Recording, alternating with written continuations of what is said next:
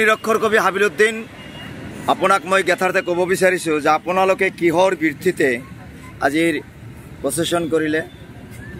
দেশৰ সৰ্ববৃহৎ 10টা শ্ৰমিক সংগঠন, কৃষক সংগঠন আৰু কৰ্মচাৰী ফেডাৰেশ্যনে মিলি পেলাই কেন্দ্ৰৰ ৰাজ্য চৰকাৰৰ জনবিৰোধী শ্ৰমিক বিৰোধী নীতিৰ বিৰুদ্ধে আজি দিনজোৰা কাৰ্যসূচীৰে সাধাৰণ ধৰ্মঘটৰ আহ্বান জনাইছে।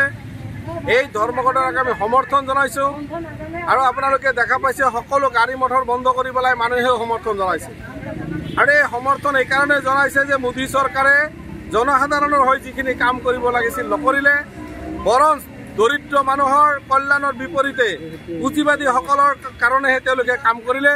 গতিকে এই নীতিৰ বিৰুদ্ধে আজি যি ধৰ্মঘট আহ্বান জনাইছিল, আমি কলগাছিয়া অঞ্চলতো CITUৰ বিভিন্ন নেতৃবৃন্দ কৰ্মচাৰীসকলে ঐক্যবদ্ধ হৈ পেলাই আমি এই ধৰ্মঘট সফল ৰূপায়ণ আমি কৰিছোঁ। আমি দেখিবলৈ পাইছোঁ যে বৰপেটা ডিষ্ট্ৰিক্টৰ কলগাছিয়াত সমগ্ৰ দোকান পোহৰ বন্ধ হৈ আছে। আপোনালোকৰ এই বন্ধটো সমৰ্থন কৰিছে বুলি ভাবা যায়? কলগাছিয়াক ধন্যবাদ জনাইছোঁ। মাত্ৰ কলগাছিয়া নহয়, সৰ্বাত্মক বন্ধ অসমত আজি পালিত হৈছে। অসমত সৰ্বাত্মক বন্ধ পালন হৈছে।